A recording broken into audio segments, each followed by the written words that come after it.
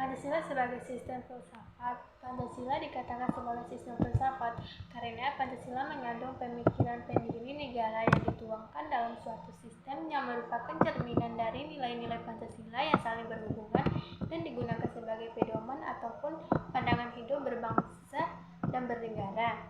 Konsep Pancasila sebagai sistem filsafat. Beberapa ciri berpikir kefilsafatan meliputi: 1. Sistem filsafat harus bersifat koheren. Kedua, sistem filsafat harus bersifat menyeluruh. Yang ketiga, sistem filsafat harus bersifat mendasar. 4. Sistem filsafat bersifat spekulatif. Urgensi Pancasila sebagai sistem filsafat atau yang dinamakan filsafat Pancasila artinya refleksi filosofis mengenai Pancasila sebagai dasar negara. Yang A. Filsafat Pancasila sebagai genetivus objektivus dan genetivus subjektivus. Pancasila sebagai genetivus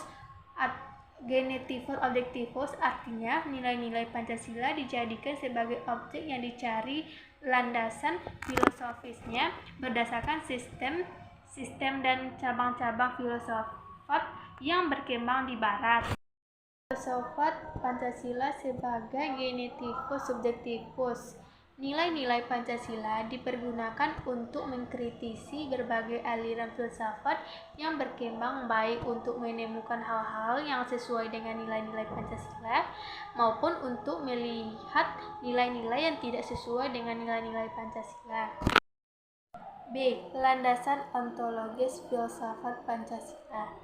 Pancasila sebagai genetivus subjektivus memerlukan landasan pijak filosofis yang kuat yang mencakup 3 dimensi, yaitu landasan ontologis, landasan epistemologis, dan landasan esiologis. Ontologi menurut Aristoteles merupakan cabang filsafat yang membahas tentang hakikat segala yang ada secara umum sehingga dapat dibedakan dengan disiplin ilmu-ilmu yang membahas sesuatu secara khusus. Landasan epistemologis filsafat Pancasila. Epistemologi adalah cabang filsafat yang menyelidiki asal, syarat, susunan, metode, dan validitas ilmu pengetahuan. Secara epistemologis, kajian Pancasila sebagai filsafat dimaksudkan sebagai upaya untuk mencari hakikat Pancasila sebagai suatu sistem pengetahuan. Landasan aksiologis.